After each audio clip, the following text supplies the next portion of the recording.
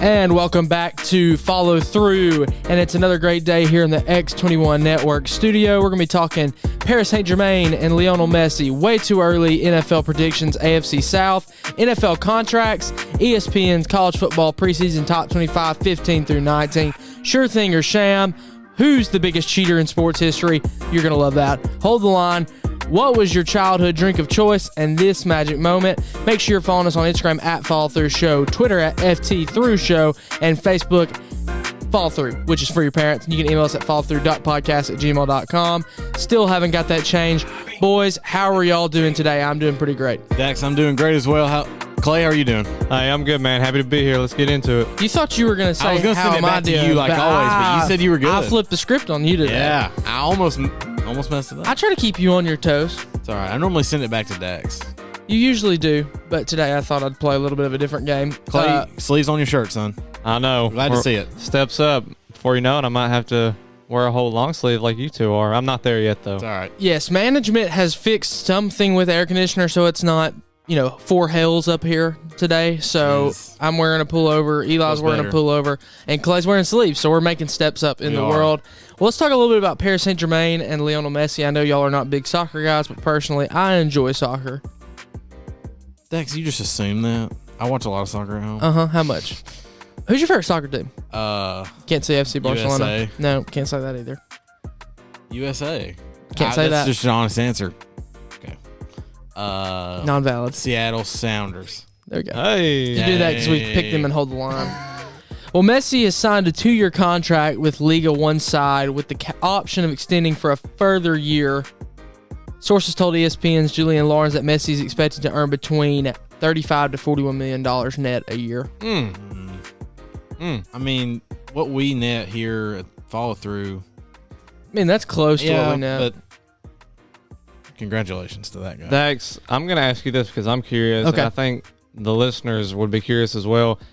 From what I read and what I saw, Messi didn't want to leave Barcelona. He did not. He did not want to leave Barcelona. He had actually agreed to a 5-year contract with FC Barca, but that would have meant the club's wage bill would have been 110% of their revenue. So, meaning their spending cap with the Liga had dropped over. Okay, so it was $600 million in 1920 season. It's now at $200 million for this upcoming season. So therefore, they would have been drastically over. So his contract, they wouldn't have been able to handle it. That's just not going to work. Yeah. Okay. He did go on to say, I'm excited to begin a new chapter in my career at Paris Saint-Germain. Everything about the club matches my football ambitions. I know how talented the squad and coaching staff are. I am determined to help build something special for the club and the fans. I am looking forward to stepping out on the pitch in Parc des Princes. Messi will be wearing 30, which is his original number when he joined FC Barca as well. And what's cool about that is in the league that Paris Saint-Germain plays in, number 30 is reserved for goalkeepers only. And so Paris Saint-Germain had asked authoritarians if they could wear that. They said, of course, it's Lionel Messi. So, yeah, it sounds like everybody says that. Kind of at his will. He can get everybody's answer if he wants to. Yes, correct. I mean, when you're the greatest soccer player of all time, it's easily, How old is he? Do what you want. I would say he's probably in his mid to upper 30s. Yeah, I agree. So, I mean, I'll fact check that. Let's see. He is 34. Yeah, so mid 30s.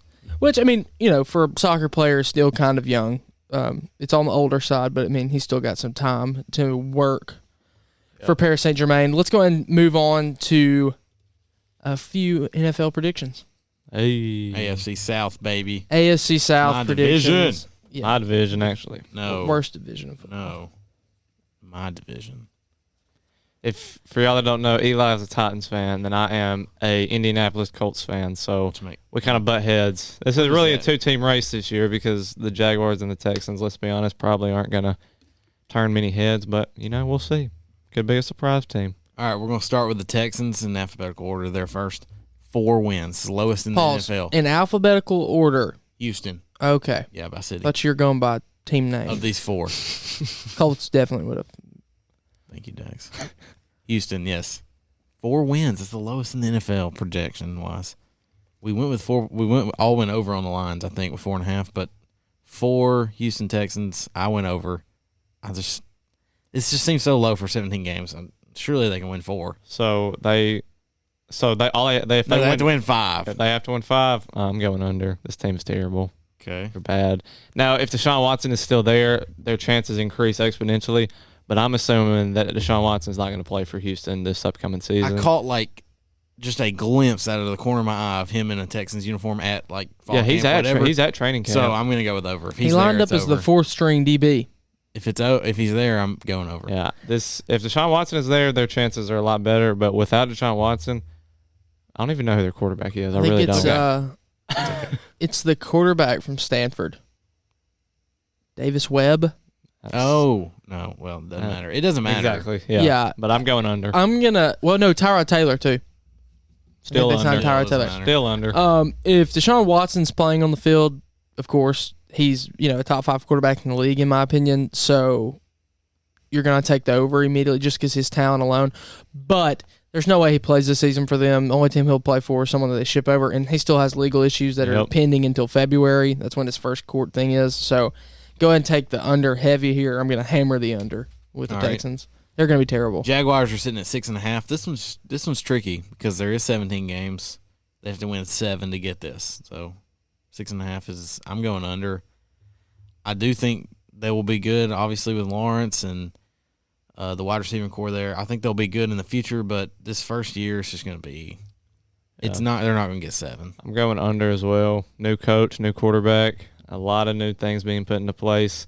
And this is the NFL, so, I mean, this team does have a bright future.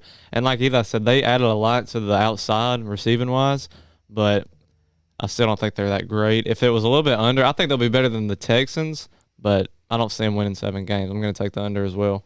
To both of you. I'm taking the over here. Wow. Right at 7, though. I think you've done this like 4 times. Yeah, it's always the next one.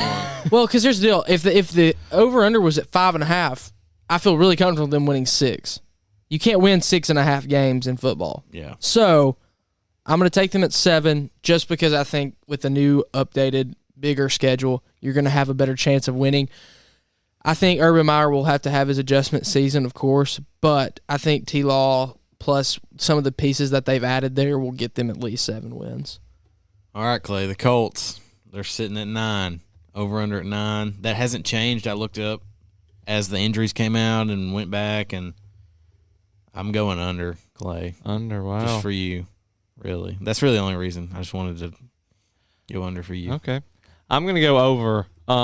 Now, this team, the Colts' first 5 games are Seattle, the Rams, Tennessee, Miami, and Baltimore. All won 10 it's games the hardest, last year. It's the first time since like 1980, I think, that a team has opened up with 5 10-win teams from the previous year. Correct. That is correct. So I was very nervous when I got the news about Wentz and Quentin Nelson being out that the Colts were going to start 0-5. But a lot of reports came out today that Wentz and Quentin are expected to be back week 1. I'm not saying that you're going to go 5-0. I'm expecting probably maybe 2-3, 3-2 at best, I would assume. But I think that's good enough because you should be guaranteed 4 wins against Jacksonville and Houston. You need to win those games. So I got the over. I think they can win the division. They got to stay healthy. The defense, of course, is one of the best in the league. They need to be able to score points. They have a quarterback who's more mobile than Phillip Rivers. Praise God. But I'll go over 9. I think the saying he's going to be more mobile than Phillip Rivers may be a little bold considering we're coming off a foot injury. Yeah. It doesn't matter. He's still going to be more mobile than Phillip Rivers. I don't think Carson Wentz will still play week 1. I really think they're being very positive there. Now, he is back at practice. He was back around. And I think Quentin Nelson actually moved around at practice. Quentin Nelson's just an 6 days off. 6 days off surgery. Quentin Nelson will be out there week 1. Yeah, so him, that being there, but I think Sam Ehlinger will win 3 games as quarterback. I like to hear that. That's your hot take. It's not Monday. It's not a hot take, but I think if he is the quarterback on that field until Carson Wentz comes back, however games he'll play, I think he'll win more than he'll lose. You know, he was personally he split more reps and Frank Reich was like the reason why I did it is because he's good. Yeah, Jacob Eason was of course the name that got thrown around as the new starter once Wentz got out. A lot of reports came out yesterday that Ehlinger got first-team reps. And Easton is still getting first-team reps as well. They're splitting them down the middle. But Ehlinger has made it a lot closer of a race than I think anybody on the team would have thought initially. So does that mean the Colts are back? No. No, absolutely not. I mean, but Sam is famous for bringing teams back. Did you pick over or under? I'm taking the over. I like it, Dax. Give me. Is this your division winner still? It's not anymore right now. It really depends on what Carson Wentz looks like when he comes back. I think their defense, like you said, is top notch in the league, but top 5 for sure. I got to see Carson Wentz and see what he's looking like because he has not done anything the past 2 years that's given me anything to give hope on this offense. If they can score points, they're going to be fine. That O-line should take a burden off of them. That should help, but we'll see. Honestly, in a league that's went to scoring kind of like college, I really seriously think if they can just score 21 points a game, they have a chance of winning every game they play, especially with this defense.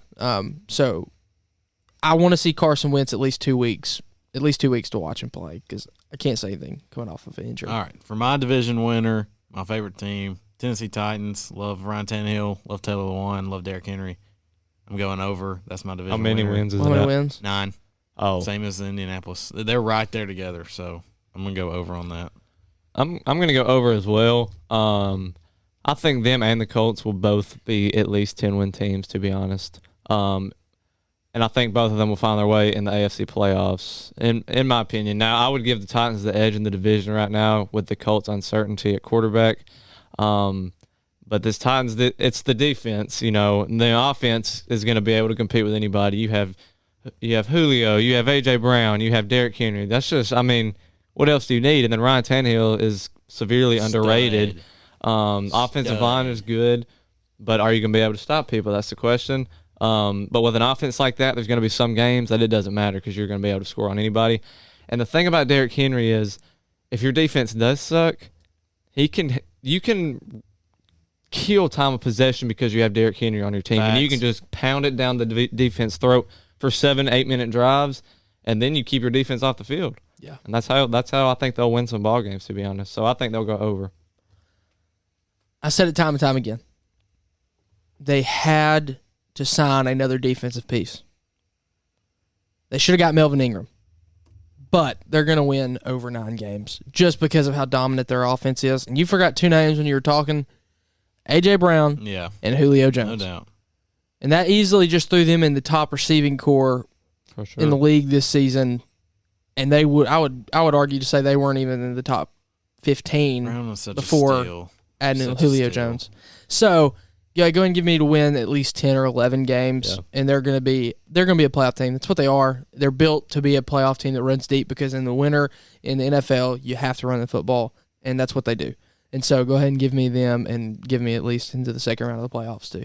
All right, I've got them as my division winner. No questions asked. Yeah, I don't want to pick a division winner right now. If I had to pick to pick right now, I would pick Tennessee, but that might change week 1. I'm going to go Tennessee 51-49. That's the way it is on DraftKings, honestly. Really? Yeah. It's the same. This is, the division is not good because of how bad the 2 bottom teams have previously been, but I'm not going to lie. We've been rotating divisions. I just picked this one because it was the worst one of the worst ones we had left. Mm-hmm. That's okay. I think the NFC East is still the worst, but but we've already picked it out of it. This is definitely the worst one in the AFC without question. Oh yeah, for sure. It's very bottom half division. Well, to keep on going with the NFL, I wanted to talk about NFL contracts today, and really not just in general contracts. I have a situation I really just want to hone in on that we were talking about earlier. Josh Allen just signed a massive contract. Big money. He signed a 6-year contract extension with the team. Tops out at $258 million with $150 of it guaranteed. Now, his $150 million is the most guaranteed in a single contract in NFL history, surpassing Kansas City Chiefs' Patrick Mahomes, which includes $141.5. That's insane. Guaranteed. So he's making more than Mahomes. I didn't think they'd pay anybody. And here's the deal. His contract's better than Mahomes. In my opinion. I never thought they'd pay somebody more than Mahomes. I wrote this down so I would read it right.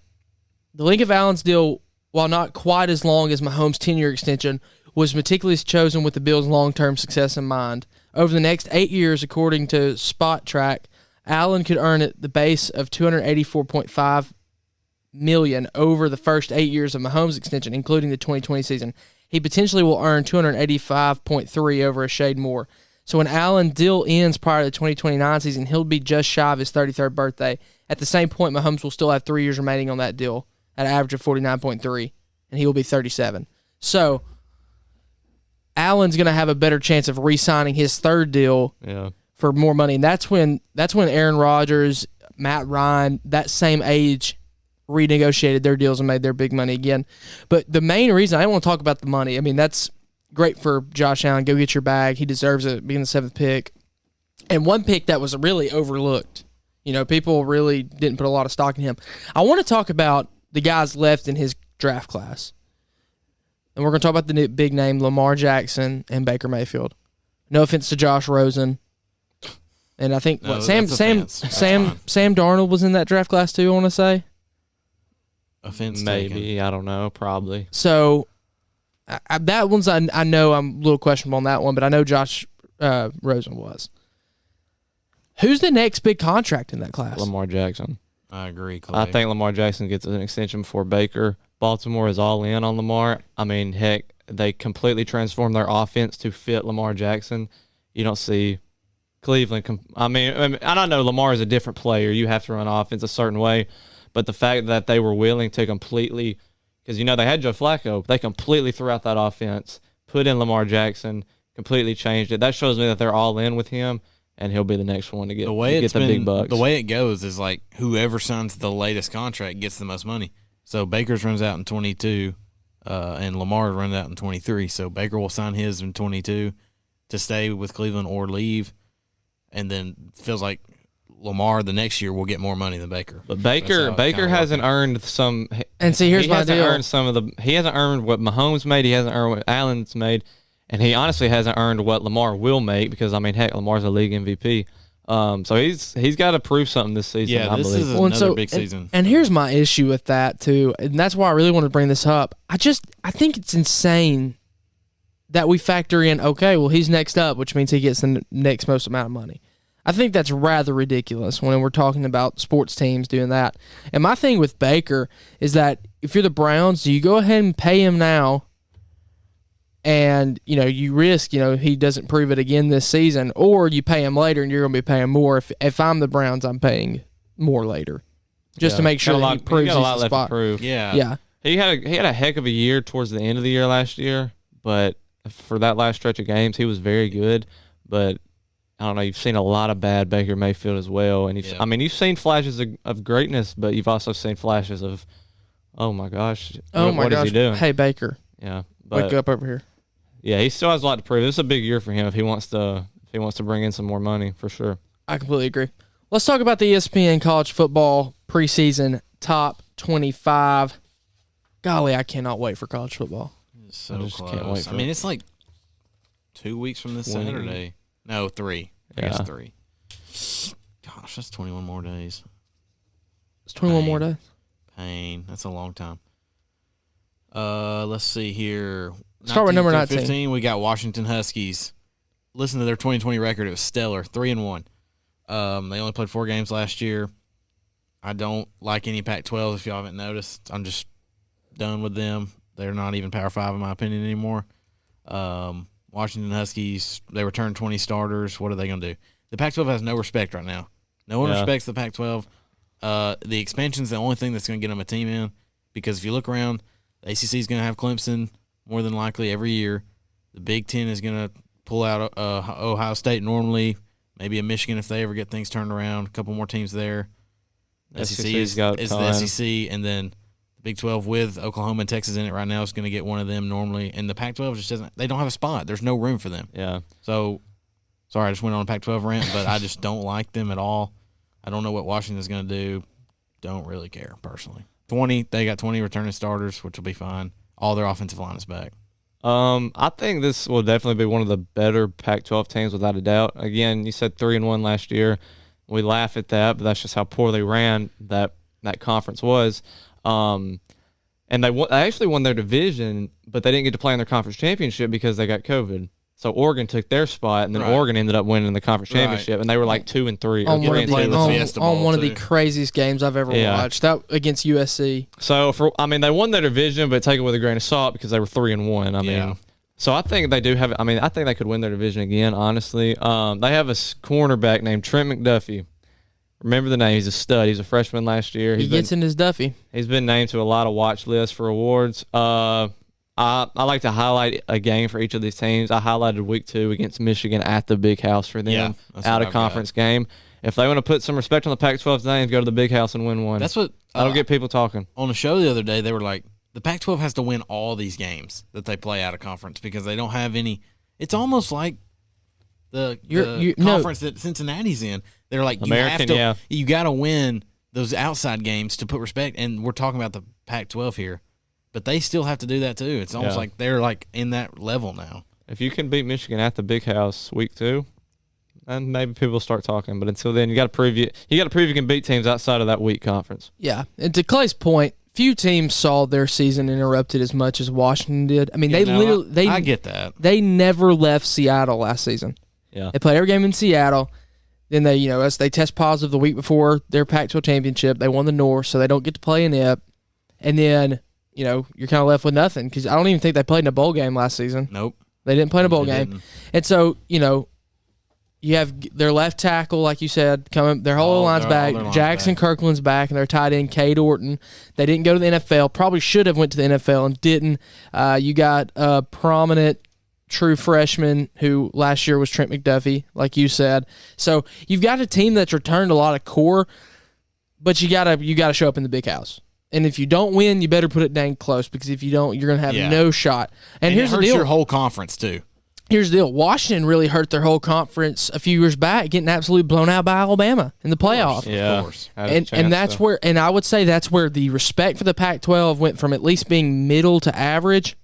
Yeah, because they got an Oregon in before that, and it was like, and they showed up. Here they are. Oregon went to the national championship game 2 times in a 4-year span. 5-year span. 10 they went, exactly. Beating Florida State. They went against Auburn in 2010. Lost both of them, but you're on the national scale. And Washington gets in there. Jake Browning, highly touted defense, and gets absolutely a train ran through him against Alabama.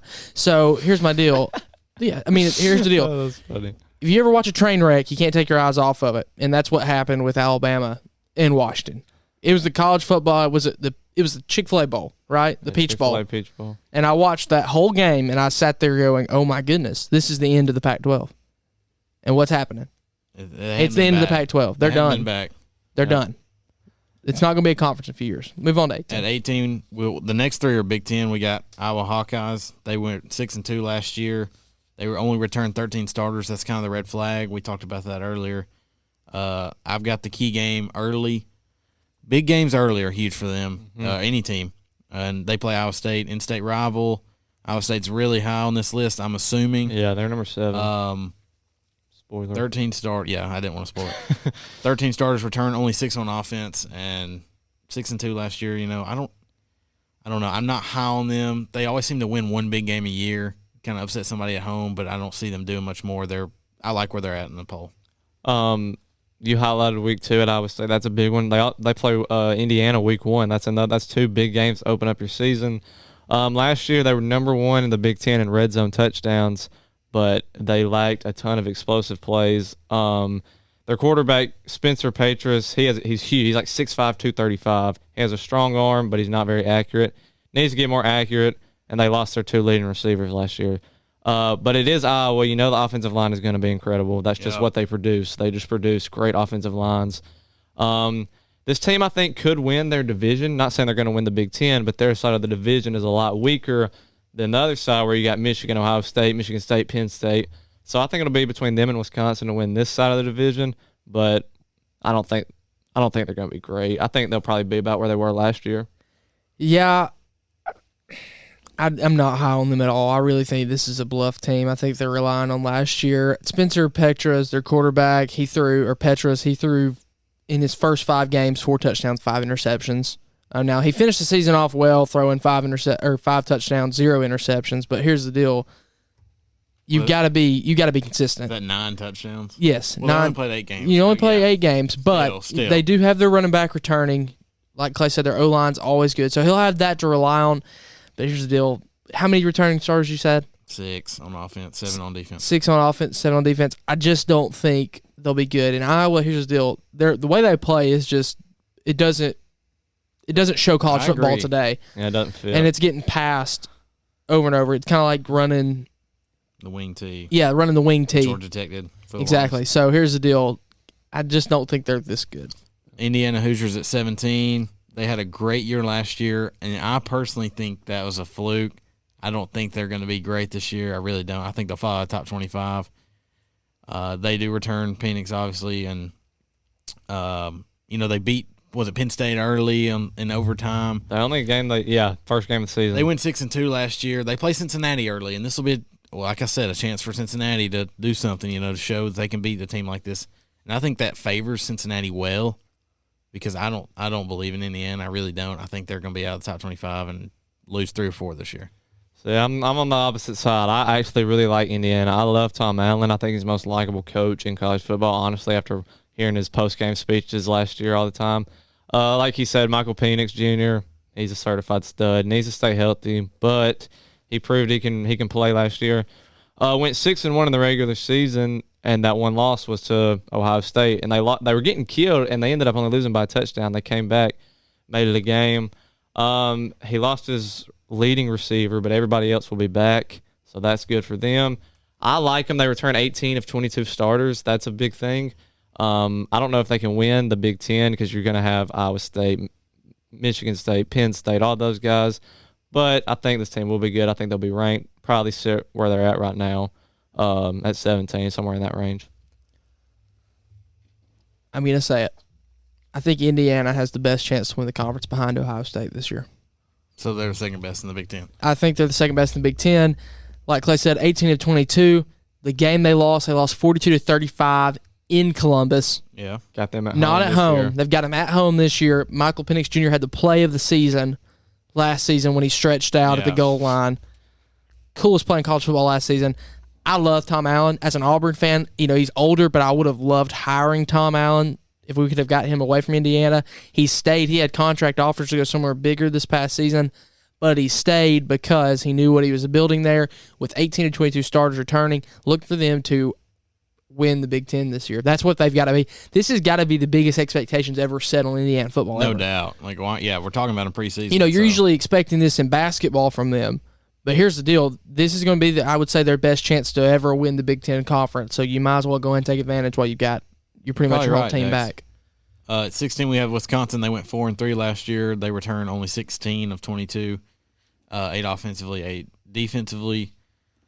Once again, I don't know what to do with Wisconsin. They run. They always have good line, good running, and I don't know. They play Notre Dame early. That'll be a good test. I think it's at Notre Dame. So if they can win that one, like Wisconsin, Indiana, Iowa, all right here together, it could go either way. When these teams play and they just beat each other up in the conference, it can go either way. But yeah, like Eli said, 4-3 last year, but it was hard to get a good idea of how they were because they were getting put in quarantine every other day, it felt like. Yeah, and it was hard to get a good idea of who anybody was. Yes, but this team suffered from COVID, I would argue, probably maybe more than anybody, honestly. They went into protocol at least 2 times I know of. Their quarterback, Graham Mertz, I remember he came onto the scene last year against Illinois and threw 5 touchdowns and then threw 4 more the rest of the season throughout the rest of the games. So he's got to be better than that. And he talked about Wisconsin always having a great run game. They did not have that last year. And when you lose somebody like Jonathan Taylor, shout out Indianapolis, but when you lose somebody like that, it is hard to replace it. But it seems like Wisconsin always does that. They're always able to replace the running back. They didn't do that last year, so they need to fill that void and get the run game going if they want to have any shot at competing in the Big Ten. Yeah, I mean, they definitely had I would say, the most odd season out of everybody last year. They played their first game on October 31st and didn't play their next game until November 14th. So there was no way. Graham Mertz started off 20 for 21 last season with 248 yards and 5 touchdowns. Pretty good little line. But here's the deal. When you don't play for 3 weeks and you're in quarantine the whole time, it's hard to have a rhythm. So look for him to have a consistent season if they can just get onto a consistent schedule and be like, hey, we're playing this week.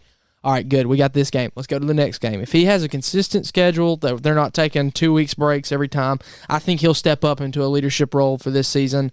I don't think, they're going to probably be better than Iowa, in my opinion. I think they're going to be Iowa and them are in the same division, correct? Yes. Yeah. So I would say this would be my division winner on that side just because of the return that they've got with Graham Mertz. I think it's big for him to just step up into a consistent schedule this season.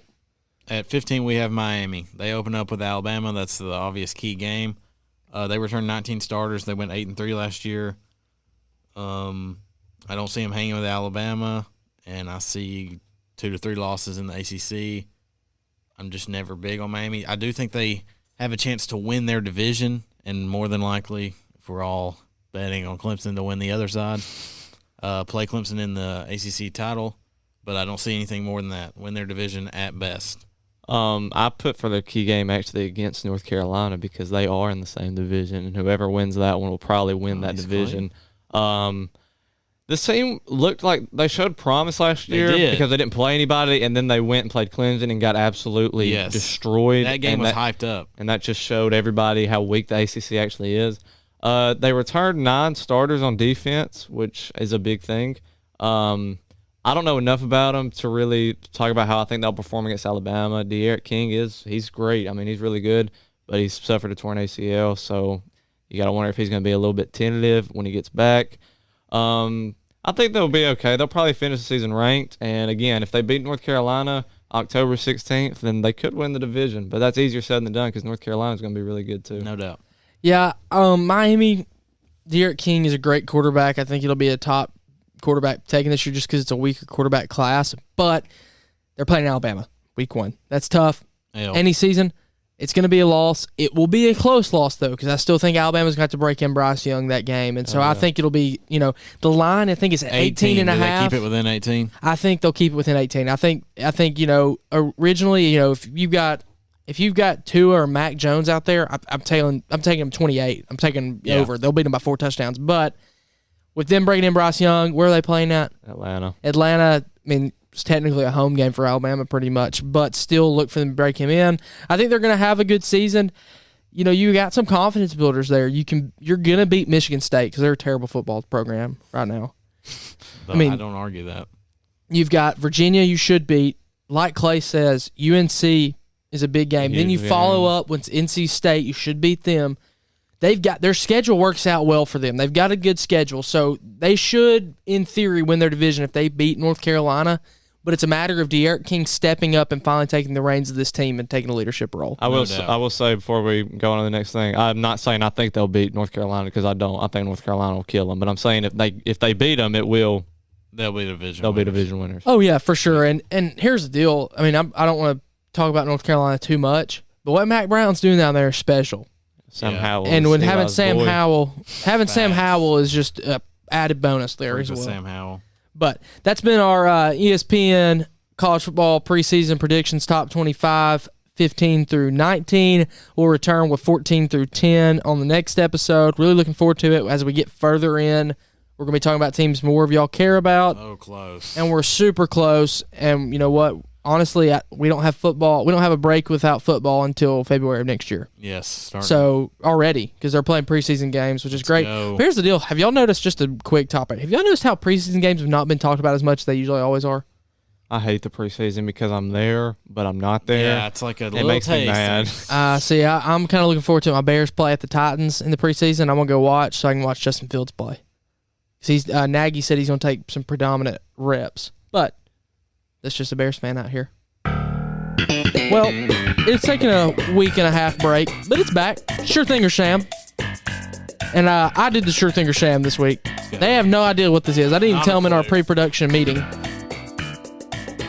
And I'm really looking forward to this. Sure Thing or Sham, sports names. Okay.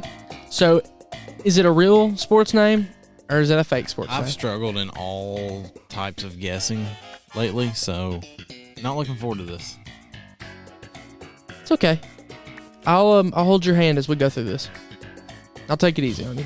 Psych. It's going to be fun. Number 1, this should be really easy. Young Hoku, real or fake? Sure Real. thing. Oh, man, I didn't turn it up loud enough. That is correct. Good job, both of y'all. That's a 1-0. Can someone get a tally I going got for it me right over here. here? All right, that's a 1-1 for both of you. Number 2, Steve Sharts, real or fake? Sure thing. Fake. Clay Mack, That is correct. Eli.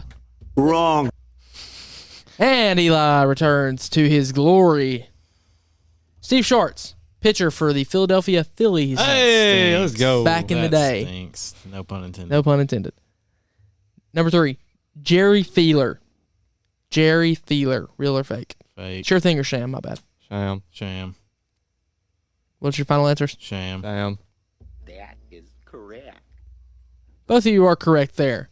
Jerry Feeler was one that came off my noggin. Pretty good. That Nice. sounds real. Yeah, it does. Dick Trickle. Sure thing. Sure thing or sham? Sure thing. Sure thing. That is correct. Oh, both of you are killing it. Dick Who is Trickle. that? I'm pretty sure he was a NASCAR driver. I guy. have the list pulled up over here. Poor guy. I can't show you because you'll be able to see Clay. So sorry. Clay has an angle at your computer. I can't see. I have it All on- I see is my face. No. I've got it on my notes. I don't have it on there. Don't try and accuse me of cheating because you can't win. We'll Number talk about 5. cheaters later. Number 5, football player Jason Titeman. Sham. No, that's real. Eli. Wrong. Great. Clay. That is correct. I thought if I say football player, he'll take it. Jason Titeman, tight end for the Nobodies. All right. Oh. Number 6, Dick Paradise. Sham. Sure thing. Absolute sham. Eli. Wrong. Oh my Clay. Correct.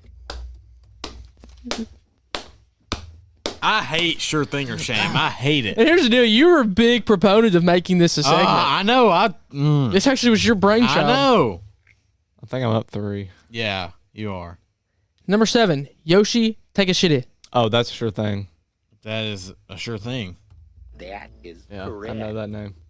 He is I think he's a gymnast You should have for said the Olympics. You should have Clay, I don't said- think you've missed. I haven't. You should have said Yoshi Tatsu. That was an old WWE wrestler. Yes, it was. I remember- Knuckles I there. remember him. Knuckles there. He sucked, but he was one of them. Just like WWE in general. Okay, next I question. dropped my keep pen. going.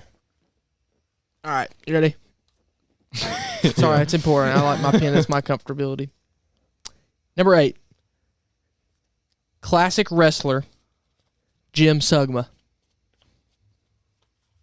No, Sham. Sure thing. Eli. Wrong. Clay. That is correct. You thought Jim Sugma? S-U-N Sugma?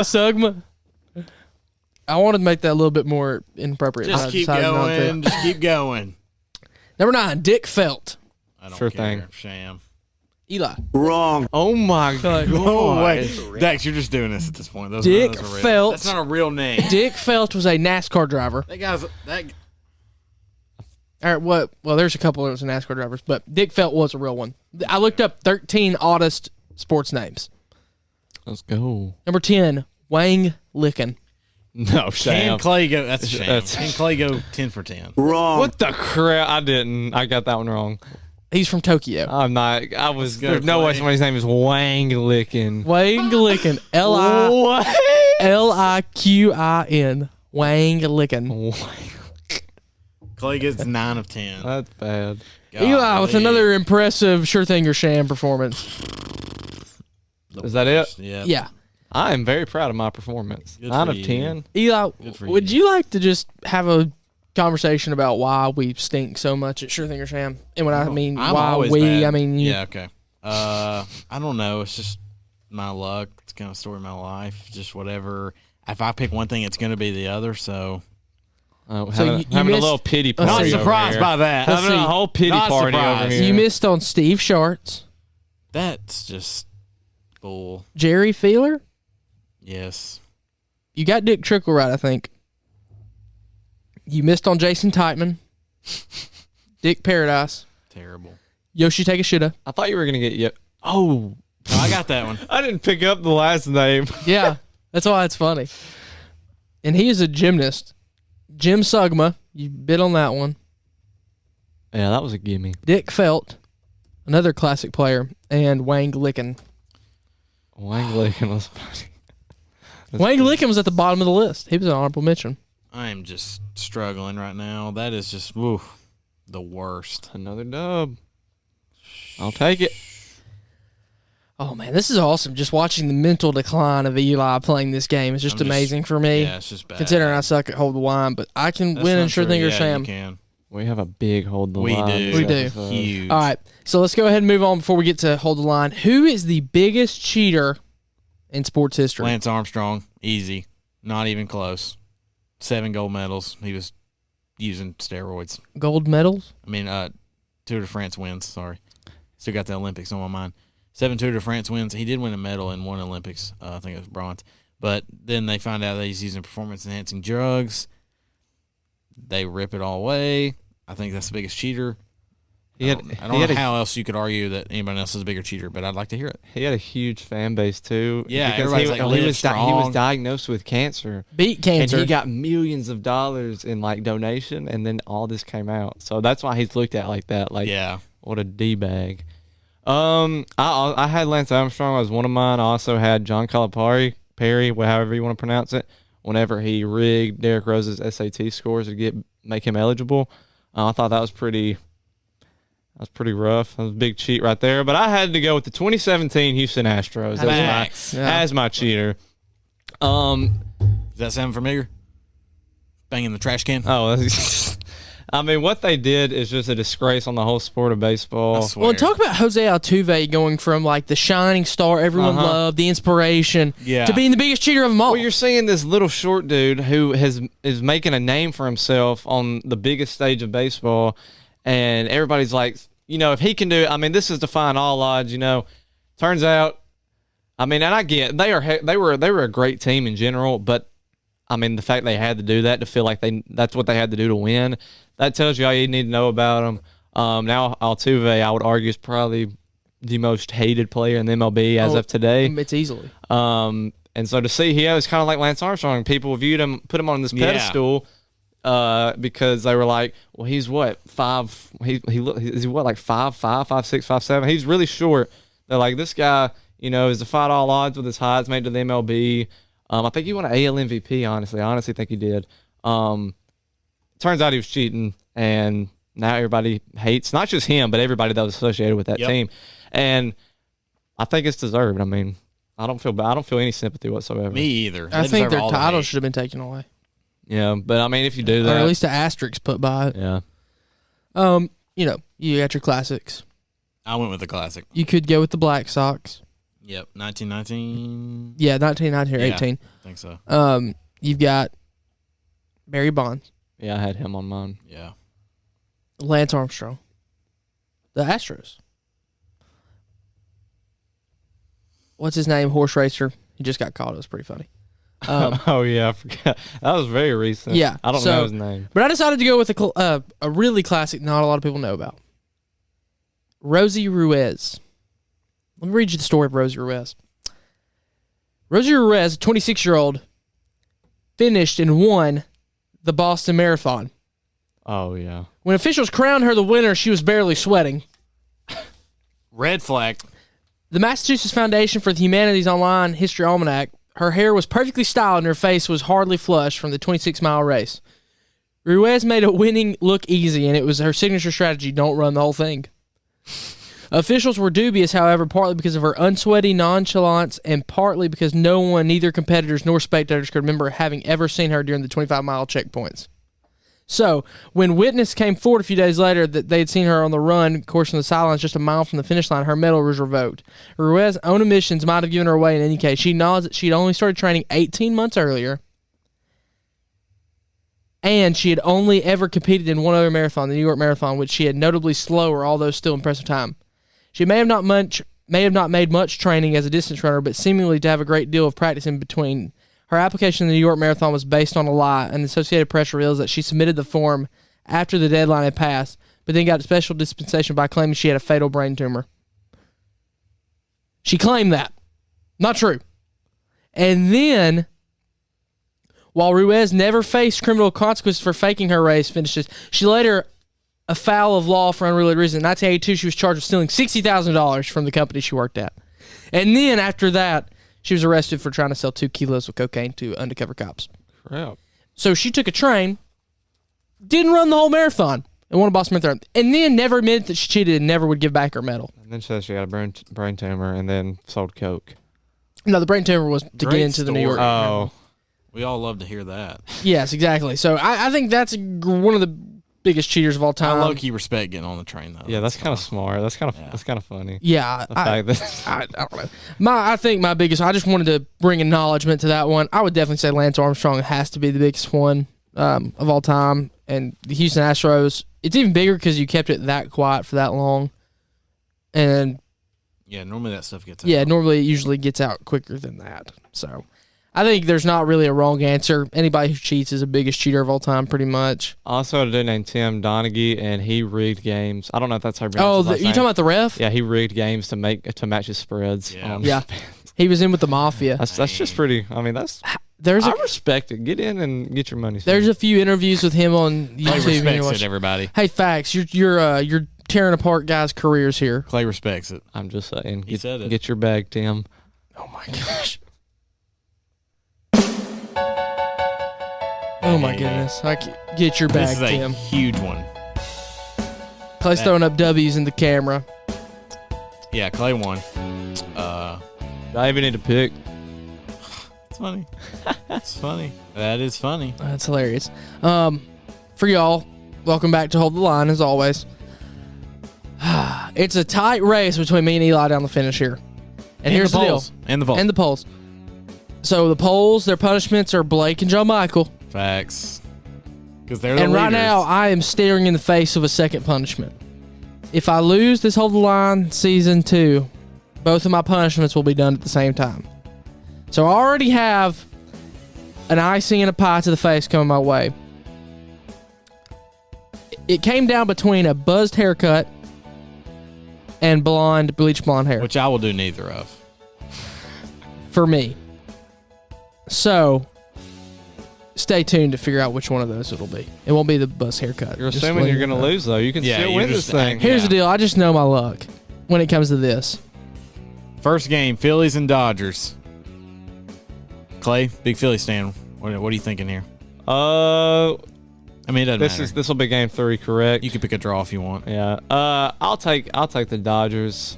You said they were pitching that Julio guy on the mound, Yeah. and the Phillies aren't even throwing one of their true starters. Oh, hey, whoa, pause. Shut up. Voice crack. Shut One. up. I tried to go on with it, but I'll take Gosh. I'll take LA in that one. Sadly, they're just the better team. As sad as it is, but I got the Dodgers as well. I agree with you, Clay. Pitching, just acting like I agree. Okay, great. that was good analysis right there, Eli. Thank you. You're letting that guy beat you right now. He jumped in there so he could get in the Dodgers, knowing that I have to pick one. I already had the Dodgers. Knowing I I've have already to picked all pick three. one. You don't have to pick this one. I've already picked all 3. No, yeah, you can go Dodgers. I'm gonna go Dodgers on this one just because they are the best team I'll in let you baseball. go first next, Dax, if you want. All No, right. I gotta hear yours. Dodgers. Second game. Next game is Braves and Reds tomorrow night. That was really the closest game as far as money line goes. So it'll be money line. Clay? I really need the Braves to lose, so I'm going to pick the Reds. If I was going off who I thought the better team was, I'd pick the Braves, but I need them to lose for the Phillies' sake, so I'll take the Reds. Dax, I already have my team in if you want to pick. No, go ahead. I need to hear I it. got the Reds. Give me the Braves. All right. Okay. Not that I think that the Braves will win, but I'm gonna take that one over all of them. All right. And the third game is Is it Tampa Bay and Boston? No, you Yankees changed- and yeah. White Sox. I switched up. Yeah. You had a White Sox hat on. Hey, I and the reason expect why we that. picked this is the Field of Dreams game. Yeah, them White Sox uniforms are tough. Yeah. I'm going to tell you the White Sox. Okay. They're one of the hottest teams in baseball, probably the best team in the American League, arguably. So I'll go with them. Eli. I got the Yankees. They're the Yankees. Even better. I'm taking the White Sox. Dax, if you win, I'm going for the lead. If Braves over you. Dodgers game doesn't matter to us. No. If the Braves win and the White Sox win, you win. If we split, I win. You got to have both. You better be tuned in. Yes, sir. Woo! And the polls. See what happens with them. They could lose too. If the polls lose, that's Blake and John Michael. Facts. Absolute facts. Since they're the leaders, like they said. Yes, because They did say they're that. carrying the weight of y'all on their back, That's apparently. what they said. So we'll see. This is going to be the tightest finish we've ever had in. No doubt. Hold the line. Consider it's their second season. And last season, I got absolutely blown out. Not me, though. I'm just sitting in first place over here. I'm liking to watch y'all race to the finish line. I've been here for a few weeks now. It's not funny. It's just not. Eli, Clay, if you'd hypothetically bet $100 on every one of these games, rich man. I don't do that. But here's I the know. deal. Hypothetically, if you would have put money on it, that's when it just goes down Yeah. the crap. I'd be 0 for 27 Every time. No now. doubt. Every time. No doubt. Well, I just, I was sitting up last night working on some show notes. Dax was up late last night. He gives me a notification when the notes come in. It was like 2 in the morning. So I'm sitting there, working on some show notes, and I'm thinking, what's a good, just a genuine question. And I thought, what was your favorite childhood drink? The Kool-Aid little plastic bottles. That's exactly what I have. Dude, the pouches. That was the best Wait. drink. Are you talking like the Not barrel? not the pouches. The barrels or the No, bottle? the hugs. The, I looked at those. skinny, the skinny and you- Kool-Aid bottles. You twist the top Uh-huh. off. Yes. It's all plastic. What an authentic pack and a six pack with the boys is. Exactly. That's when I think of sitting down and having a drink with the fellas. That's what I think of. Which flavor, blue or red? I liked grape. There was I knew you were Kool-Aid gonna be a Burst, purple guy. Clay. Do what? Kool-Aid Burst is what it was. Dude, grape was. Should I show a picture? Can I turn think the you camera on? should. All right, this is it. If you should know what we're talking about, if you had any childhood Yeah. whatsoever. Those were so good. They'd be freezing cold in the fridge, and then you pop that little top off. Oh, Dude, you can buy those for like nothing. yeah, at they're really grocery cheap stores. too. I wonder if they still. I had got some at Foodland like a few months ago. I might have to go get some. Those are good. Dax, what's yours? I went opposite. I went rogue compared to you guys. Sunny D. Let me guess. I thought about Sunny D. Hugs. Did you go hug barrels? You kidding me? Hug barrels are for broke boys. Okay. I hated that this is thing. just fake. Hug barrels can What is it? burn in the depths with Satan. Yoo-hoo. Chocolate milk. You and Ellis. So, love those. Back in the Ellis day, did love- when I'd go to work with my dad, as a kid, we'd listen to Kenny Chesney's Summertime. It talks about Yoo-hoos on the dashboard. It does. That is facts. And so we'd always get Yoo-hoos and drink them on the dashboard. on the dashboard. And so I love Nice. Yoo-hoos. I love chocolate milk growing up. And, you don't really think about Nice. purity when you're growing up as a kid. No doubt. No, Second behind that is Nesquik, you just like chocolate milk. Yeah. but you mix it yourself, Like the powder. like the powder. I used- So I much used- better I used than to the eat other that one. stuff. Not even kidding. I used to like Whoa. get spoonfuls and eat it. Yeah. Yeah. Same. Absolutely not. But I would say along y'all's lines of drink wise, why are y'all just looking at yourself like that in the 'Cause camera? I didn't like how he attacked my. I am just tired Let me of tell you something. Clay's antics. He's been on one the past 2 days. Cap. Not you, Eli. Eli. Clay ran his mouth all day yesterday Eli's about how what- good he was at Can Jam, and then we beat him. I think Dax, put it here. Eli got offended that I talked about how me and my girlfriend. Hey, are beat we Eli and are we Dax in playing Can are we Jam. playing Can Jam again tonight? Yeah, we are. Hey, well, Eli, can we talk about one thing though? Yesterday you woke up, chose some violence though. I did. I was not happy yesterday. Things did not go my way yesterday. But we played well, Dax, and I'm very excited about Well, that. here's the deal. 'Cause Man- Clay didn't help yesterday talking about how bad I was at Can Jam. I didn't say you were bad. No. We're just gonna share we you a little gotta bit. say We're you're gonna right. share a bit about of our personal life here, Ran his mouth. and I want to give you this now. What's gonna be really cool during the fantasy football season? We're gonna update y'all about our league we play in. Facts we are. As the commissioner of the league, we're gonna All update hail you the about what we're doing. commish. So here's the I don't want to be like that, but we play Can Jam rather frequently when we all get together as friends. Good game. And so we played a little bit of a tournament last night, which I would imagine we're gonna play a tournament again tonight. Yeah. Which is it honestly Can Jam superior yard game in my I opinion agree. right now. I really do agree. Spike ball is awesome as well, It's hard to beat cornhole. but That's just I a just classic. I like Can Jam more. It takes more skill to be good at Can Jam. I'm just messing with Clay. I just love to do that. But here's the deal. So we played Can Jam, and me and Eli, we've had a struggle. We've been on the struggle bus this season. A little bit. We've lost to Clay and his girlfriend in the series That last is week. true. That is true. But Mally was really good. His Mally girlfriend was. She was Carrie, really good. 100%. She was very She could- good. Yeah, she put it right on the money. So we came in last night saying we got to win. We got to make a statement. Got to get back our Respect. Can Jam, respect, and our careers back on the line. Well, we play, win our first game against. We played Clayton them first, didn't we? Yeah, we lost to y'all twice, Beat but them. both of them were close, and I And fumbled so the bag in both of them. second game we play them semifinals, go to the championship, and you know what we did? Getting into overtime. We started first and won. Yeah, that never happens. That never happens. If you play Can Jam and you know about Can Jam, if you start first, it's game pretty much. We went to the championship game, beat Zach and John Michael. By the way, can we talk about how John Michael just is good at Can Jam? I thought y'all lost to them. We beat him in the first game. We lost the third one. Oh. So we play him a third game because of double elimination. We lost. It's okay. It's sad. We got back. We Sad day. got our respect back. We did, somewhat. but hey, we'll try to get some more respect back tonight. No doubt. We'll try. It's hard. It's hard out here. It is. Can Jam's a frustrating game. It is. It just it breaks my heart.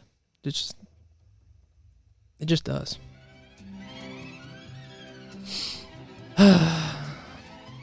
It's hard to be magical right now. I'm not gonna lie. It just breaks my heart after losing again. But you know what it is? This magic moment. Eli, what's your this magic moment of the week? This is not very difficult for me. When we posted the YouTube video, and I put it on my TV at home, and I saw us up there, and it looked really good in my opinion. Magical. Took a picture, sent it to y'all. Magical moment. This was like, wow, I'm getting to watch myself on my own television. That's cool. You made it. Well, no, I didn't say that, but it was a very neat moment. My magic moment. Of course, I enjoyed winning Can Jam with my girlfriend. That was pretty cool, not gonna lie. But the coolest thing I saw this week was last night. We were all playing pool basketball, and my guy Blake McAllister was getting absolutely destroyed. Oh my gosh! In the pool. And so he just throws the ball behind his head. Like he is. He's trying to throw a lob to me. He's getting guarded by like three people. He can't do anything. So he just throws the ball up over his head, drains it. Drano. Like completely threw it back, or not like that. Why? But he did it. Yeah, sus comment. But who made a sus comment? me. Yeah, I said Blake. I said Blake threw it back. Oh. You're taking the lead on everything today. Know, but no intentions to do it, but it was awesome. One of the coolest basketball things I've ever seen. On in my the life. other team, I'm going nuts. I'm like, what? Well, and the backstory is Blake is on the stairs, and Eli, you were on his back, weren't you? We were all like, there was like three people. So I'm standing down there, and Blake looks his head up after being underwater for like 2 minutes, and I look at him, I go, because I'm down there by myself, and so he gets up and he gets just enough room, and he's like, "I'm gonna throw it to you," and he throws it up and just drains it. I about tried touching it, and I was like, "Oh no, I'm glad I didn't." That was definitely the coolest thing I saw. It was definitely a magical moment that I saw. You kind of took mine a little bit there. Dang, Blake McAllister's made our week. Ah, man. You could say it too. I mean, it was pretty fun. legendary. It was crazy. Yeah. I mean, he lost the series, but it was still crazy. I think we won after that, though. I mean, who really won? You won that game. I think my magical moment was that too. I mean, wow. It's not. Let's go, Blake. It's not often you get to see something that so crazy. True. Like if you were just there, this is insane. It may also be that I've had like a really boring week again too. That probably has something to do with it. Absolute facts. I can't say. Do you know what I really missed out on? A couple weeks ago when I slotted that one in Can Jam, I should have said that. I did that too. First timer. I've done it 3 times in my life, and it's the hardest thing. Eli Bout did it again last night too. He knocked over the can, didn't he? Yeah. Golly, it's bad. Can Jam's like taking over our lives now. Somebody come play us. Hit us up if you want to play us. Yeah, maybe we should host a fall through Can Jam tournament. Maybe we should. And maybe you should buy some fall through merch when it comes back into stock. Absolutely. Coming up fall soon. line coming out. Fall line coming out soon. We'll get shirts in as well. Well, intro song and the outro song have changed. They have. Because we went to TV. We're the show. The intro song is a straight banger. Look, I try. I don't know. Is this brand new? Yeah. Have I heard this? I don't think I've heard this yet. This is the new outro. Hey. Oh, hey. he's dancing again. Hey. All right. Well, thank you for joining us for Follow Through. Again, we do have to stop. And you know what? It's time to get out on this Thursday episode of Follow Through. It's been another great day. Boys, any parting thoughts? Thank you, Blake McAllister, for making my week. I swear. You single-handedly made my. You were the coolest thing. That was the coolest thing I saw this week. So you should feel honored. Good job. No doubt. Eli? I'm loving the YouTube. I really am. I have to keep watching it over and over. I'm like, wow. I know nobody else is doing that, but I am. Hey, you don't know that. It's a good magic moment. Yeah, we appreciate all the views too. Yeah, and subscribe and like and comment. It don't take long to hit that thumbs up button. It doesn't. The thumbs up button is right there. It's one tap. All you gotta do is just barely hit that little tap, and please don't hit thumbs down though, because you always hear people on YouTube like, comment, subscribe. Yeah, I'm like, you're like, shut up. Yeah, like I don't want to hear you say it again. No, I'm like, please, yes, like, comment, subscribe. Please for us, dude. Yeah, I'm just going to say, I was going to say this, and honestly, probably should have said this. The support that y'all have shown in the past few weeks has been immense, and thank you so much. And the support you showed to our YouTube channel, we got over 100 and something views, which I really wasn't expecting that many because it was so hard to find that video, but you must have used the Linktree link. So make sure you're following us on Instagram at followthrough show, Twitter at FT through show, Facebook at followthrough, which is for your parents. You can email us. I'm not going to read that off again because, let's just be honest, no one emails us. Facts. Boys, you know, I think I've got to do it. Make sure to like, subscribe, and hit the notification bell on the top right hit that corner. bell. Clay, until next time. Peace out.